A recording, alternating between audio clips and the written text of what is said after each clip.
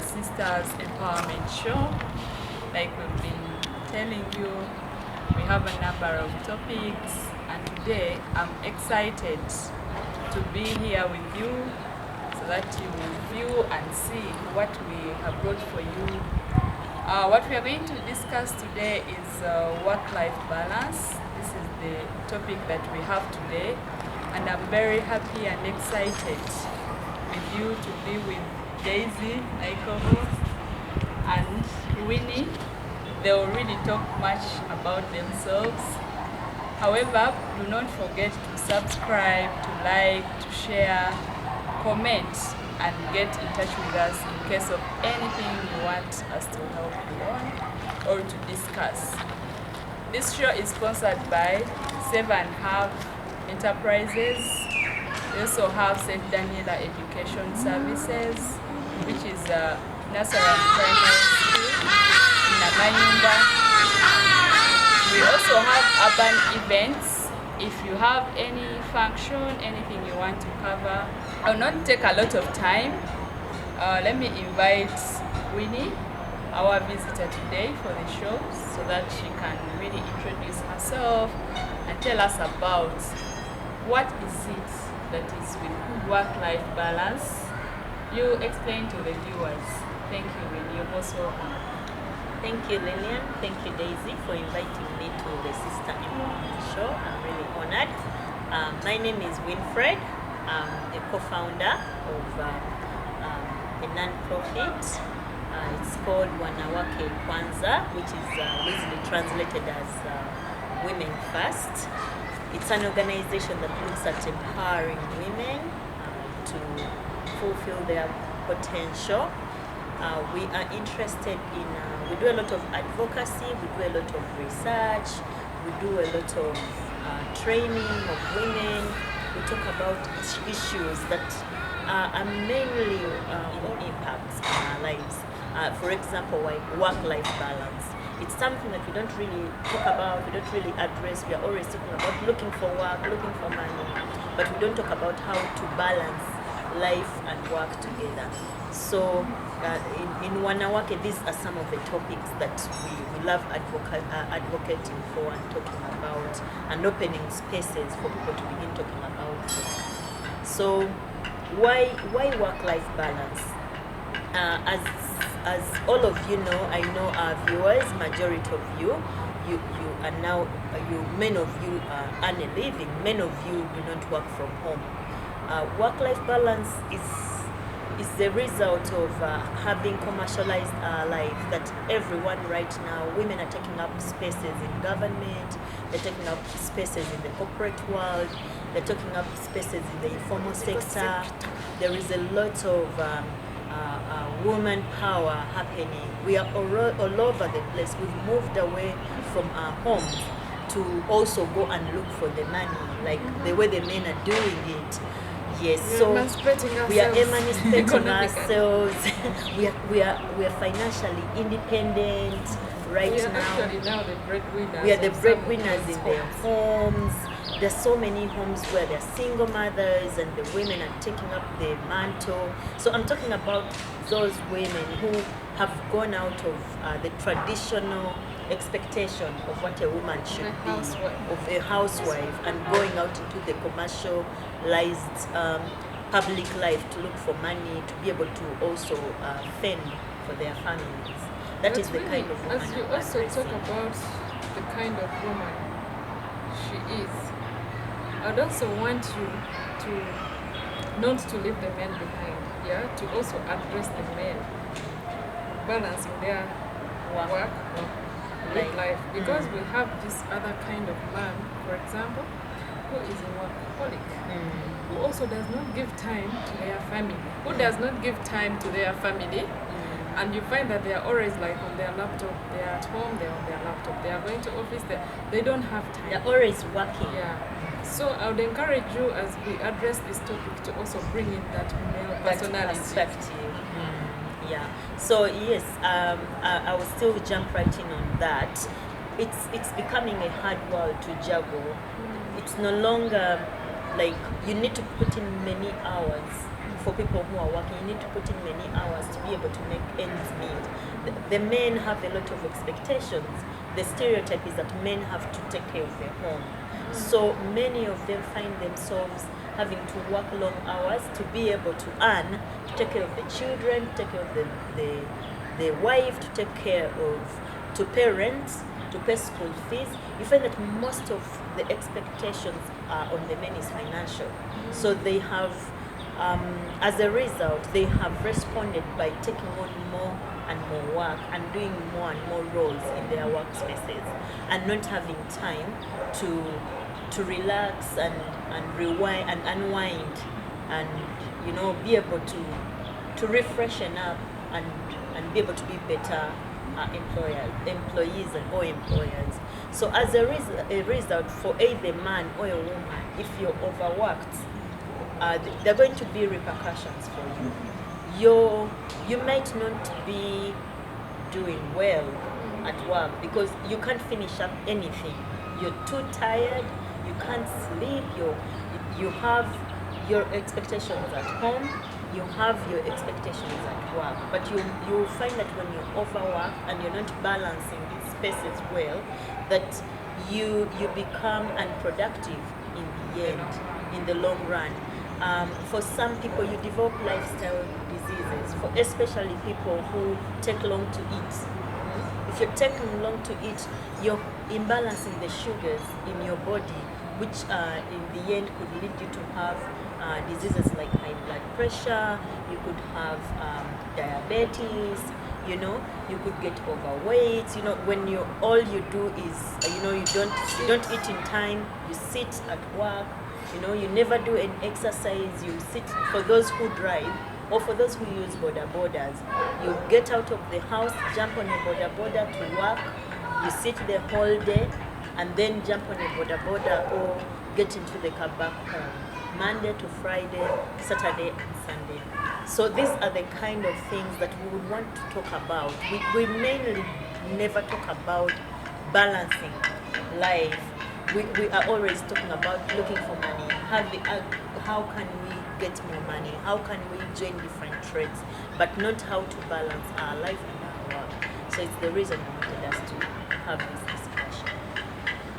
Winnie, thank you so much for bringing out or highlighting why we are bringing this topic.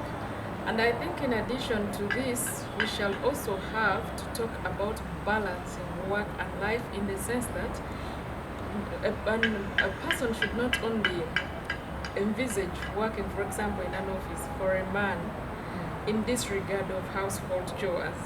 I know people out there are going to say I'm a spoiled woman. So when we talk about balancing work, we are bringing in all these aspects. Like if your wife is cooking, you're all working mothers and you don't have a household and you come back together at home, what does it take from you to wash the dishes while the wife is cooking? Or to look after the babies as I'm cleaning the house? So this is still balancing. It doesn't mean that you just have to go and work. For you, your role is to work, to look for money. Yes. So I think these are also issues we shall have to bring in talk about here and there. Yeah. Yes. Yeah. Also, there's some things that we do not consider to be work that I wanted also to highlight. For those who spend their day in the market or those who spend their day in the garden. So for the rural women out there, for those who are in the informal sector, you wake up to go to the farm, or you could be using the tractor, or you could be using your hoe, or you could be supervising the workers, and you don't have to do it yourself. I'm trying to talk about any kind of work, any kind of work that you're doing, which is away from your normal, from the household. Like you're not doing it at home. Yeah, that's the kind of work that I'm talking about. So thank you, Winnie. I understand that kind of work-life balance much better than before because I think also the viewers out there, some of them can really now understand it because there is this routine of thinking that you must work, meet the deadlines, but even when we have the deadlines, we need to really also find time for ourselves to balance up. Some, like you mentioned, that some of the effects, if you're always at work, you may end up having health illnesses or effects that in the long run will impact on our lives. So, what are some, are there some maybe cases of people that have suffered this work-life imbalance or balance? What are some of the experiences that you can share with the viewers out there? There's so many people having this problem, and it's we don't recognize that it's happening. That is why probably it has not yet really come out there. We are always just saying nonya sente, I'm looking for money, but we never talk about the effects of commercializing our lives. So what we end up doing is to get so many people having underlying sickness lately. There's so many people with lifestyle diseases that are happening. I talked about earlier, diabetes, high blood pressure. There are these illnesses that come as a result of just you being too busy doing something and not taking care of your life. Even stress, your mental health, anxiety disorders or eating disorders. The people who just don't eat.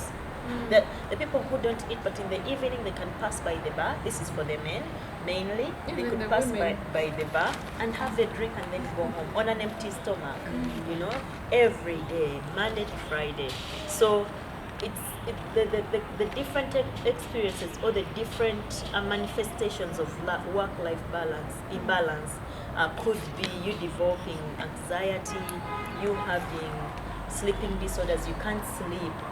So there's people who are like, that it's a problem. Yeah, it's But they a don't know problem, why. but you do not know.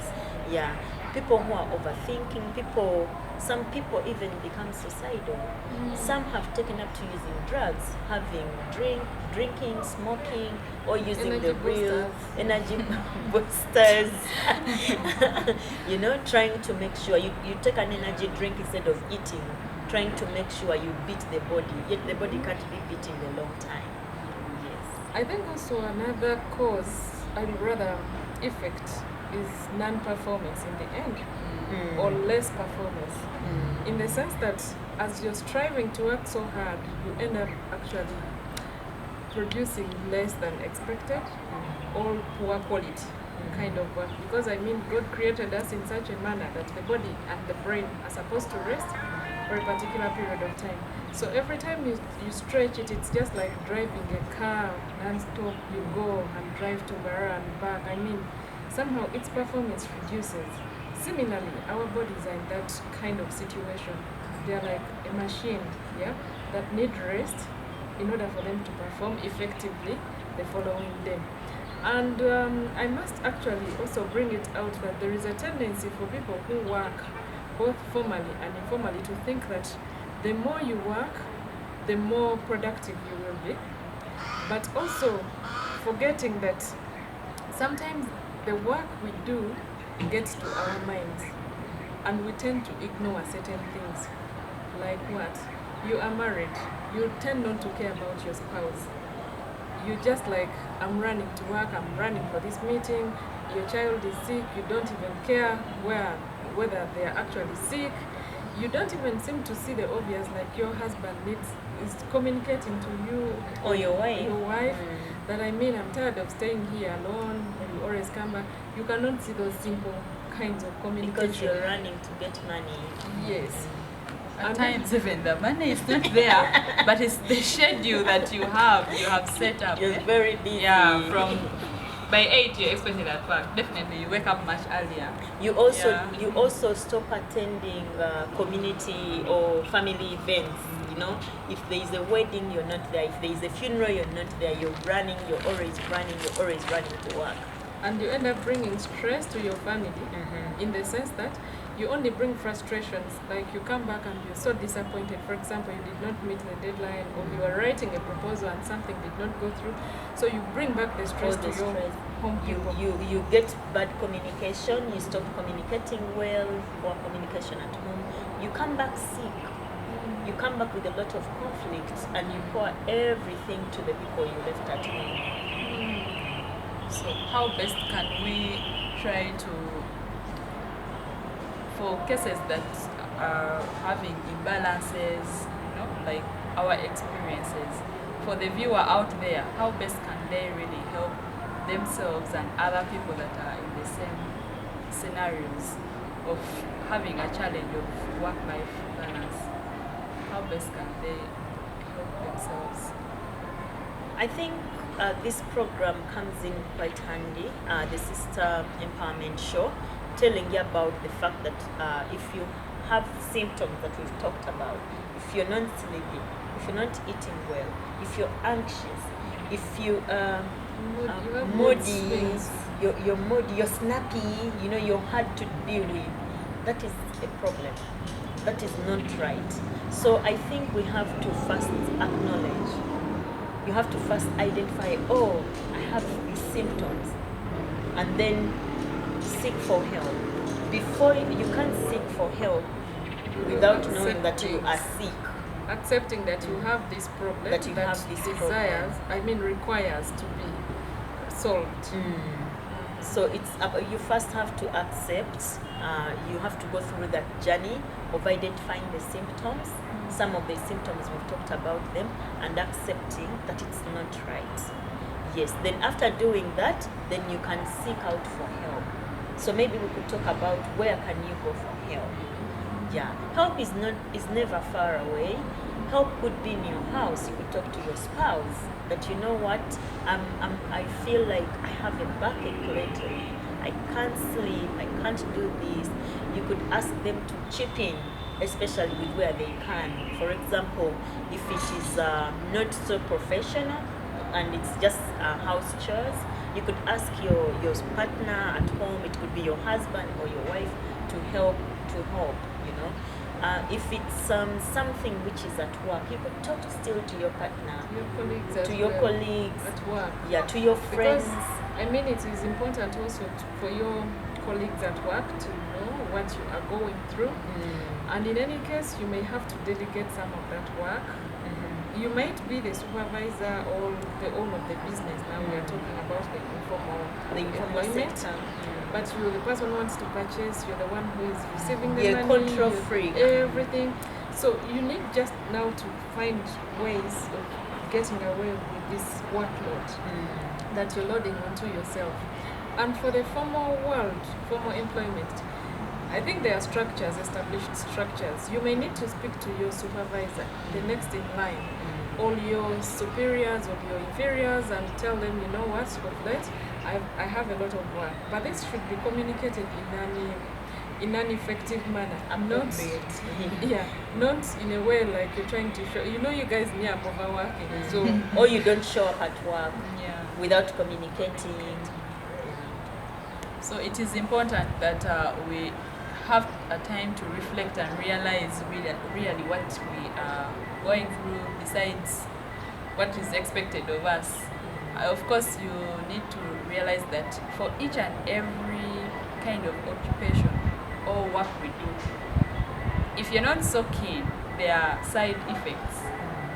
Of course, someone who wakes up every day and they have to go in office, and if you find that you're always at your desk and you have no kind of movements, that you have no field work, you're not like a lawyer who ran to court, move somewhere, and you have to be at your desk all the time. Of course, in the long run, you have to have some of the effects of sitting for long. You end up having maybe back problems, of course the stress. If you're someone who is always in front of the computer, you realize that in the long run you have eyesight issues. Then if the work is too much and you do not have someone to delegate to or to help you in finalizing some of the targets or accomplishing some of the work, at the end of the day, you'll be the one who is noted as not performing to the expectations. So in the long run, then it will affect you. So we need to also evaluate ourselves in whatever we do, so that we find means of helping each other in terms of also career growth, development, but also you need a health mind and body. Because The health family. and a health family, yeah. Because money is not everything. Life is much more important. So of course there are a number of health solutions that we have.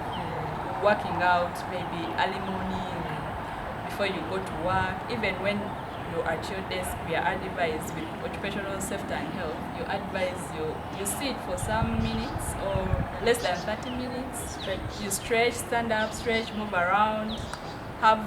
For the people that do not want to move around during lunch hours, they want to have their lunch still served at the desk where they are still working from. It is also not good. It is important that we utilize. Of course, I know most of the organizations have that lunch hour break. So it is important that you utilize that period to walk around, go for lunch, come back. You find that even the mental aspect, the brain is a little, it is occupied with something different, so that now you can again work afresh. So it is important that we take important precautions and measures in order to ensure that we have our work-life balance. It doesn't necessarily mean that it's after work we have to go to the bar or every day. No, in the long run it's also not a good thing. So we need to find better ways of managing our lives. So I think in addition to that, having identified that you have a problem, you have sought assistance from maybe the healthy personnel or the therapists or counselors. I think the other important issue is to adjust now your lifestyle, because it does not pay for you to go and seek attention from someone or help, and they tell you, okay, now that you've been overseating, for example, or for example you're taxi driver, you're driving this long route, for example, from Kampala to Malaba and back again like twice, yeah? So if the doctor... Even for the salon women, you sit plaiting hair the whole day. So once you have received this advice, you have to adjust. Adjust in what you do and also how you eat. Because eating for workers is very important in the sense that our bodies gain energies or they gain diseases from the way we eat, besides the way what we do to work. Most times when we go to work, I'll look at people in the informal sector. I'll look at a farmer who wakes up in the morning and goes to their garden. In the garden, they only go with a flask of tea and maybe some cassava to eat there, because they have to dig from around 8 to 1.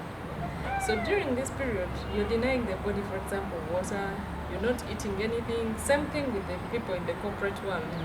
You are sitting and taking a cup of tea, and because for one reason you don't want to get off your desk and go find maybe some fruits or some healthy thing to eat, you end up going hungry and then you will develop ulcers.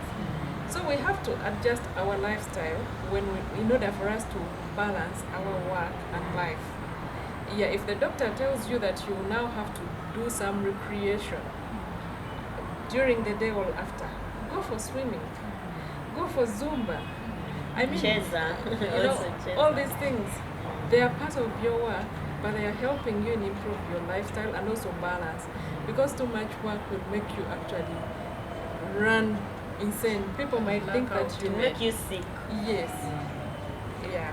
Because there are instances where someone wakes up because of that continuous routine, and of course, like you mentioned, the diet, you find that someone wakes up one day, they just reach office and they black out.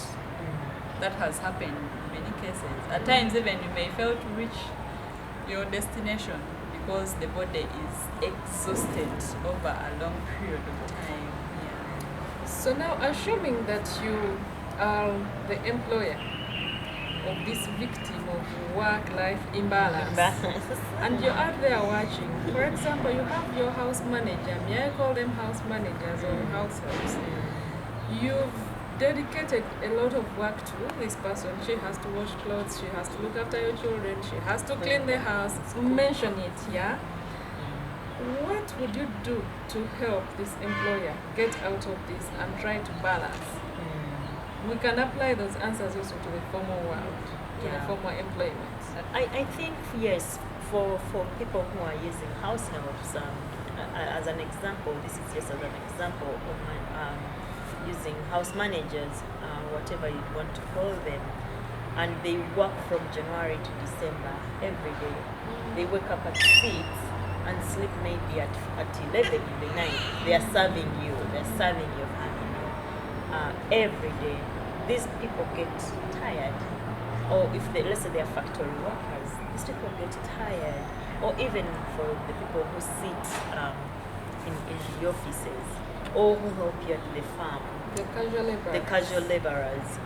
You need to manage your expectations. You need to lower a little bit your expectations, especially if you're the one who doesn't give people time off. You should, for example, if you have a house help and she had to wash that day, if you came back and the children are not yet bathed, do not go them on. or over the top. They had to do a heavy load of washing that day. If, let's say, there's a child who was sick, you had a sick child in the house, and you came back, and this person has not yet maybe made a meal, you should manage your expectations on what a particular your employee can do at a particular time, depending on the circumstances.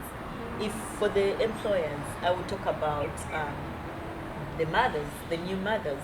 If you have a new mother and those employers who do not give the mothers time off, or even if they have time off, they are breastfeeding, you should know that this person is not going to work to capacity. Even to a new father, if someone's wife has just given birth, you shouldn't be calling this new dad in the office.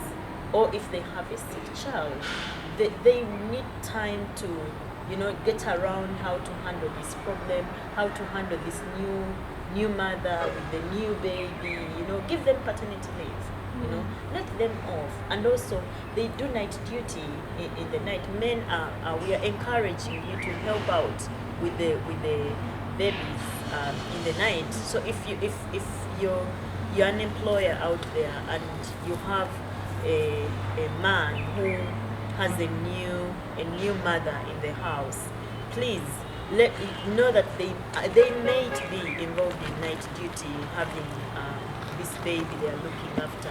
Manage what they should be doing the next day. Manage your expectations.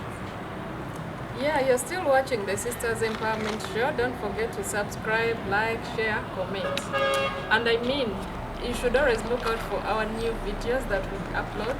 You will always receive a notification. And please, we welcome your views, your ideas. In case you have anything useful to tell us, we are ready to receive your comments and take them in good faith and positively. So, my dear friends here today, life balance. Yeah, what is it that we need to leave out there with our viewers on how well we can balance our life and work life? Thank you, Daisy. Personally, I think one, we need to first of all understand the nature of work we are doing and what is expected of us. Whether you're in the formal sector, whether you're in the informal sector, it is important that you get your work clearly. Because you're responsible for the organization you're working for, you're accountable to whichever organization where you are, so you need to ensure that you have to realize the goals and objectives of whatever you're working in. Even if you're in a private or informal sector, you have a target.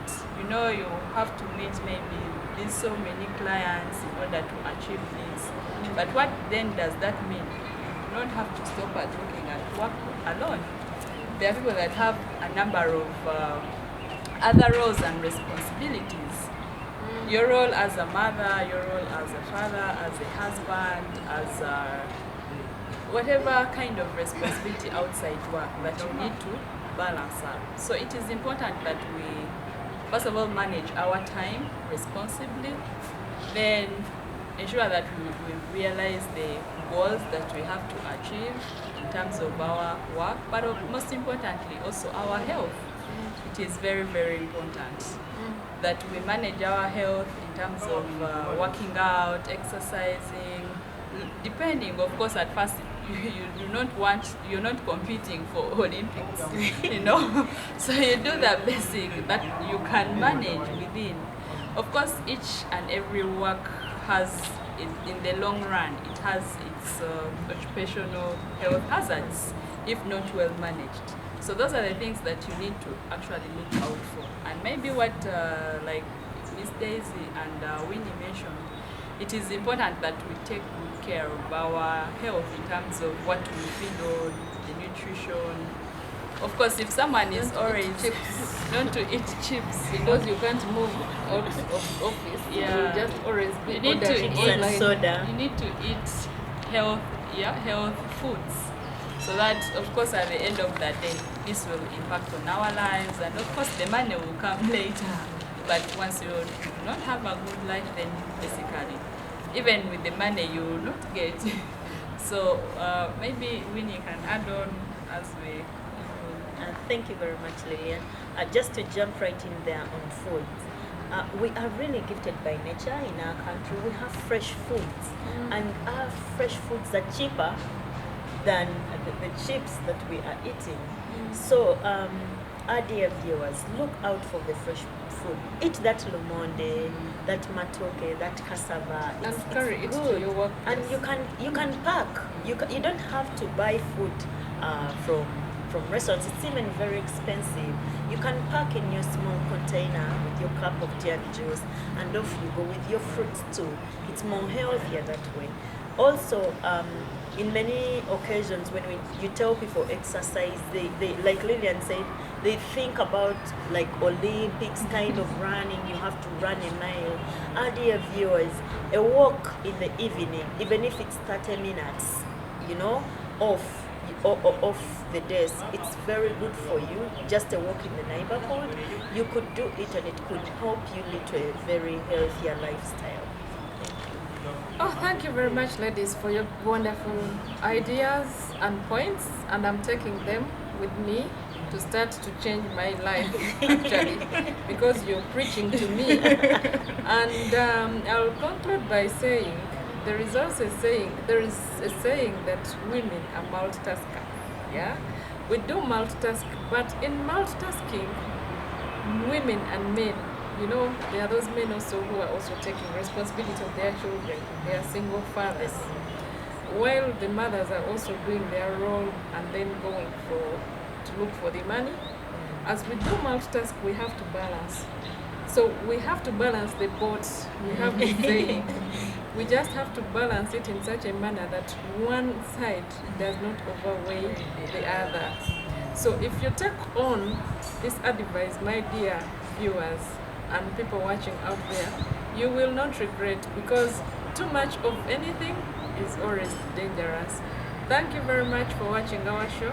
Please always remember to subscribe, share, and comment. Thank you very much. Bye-bye. Bye-bye.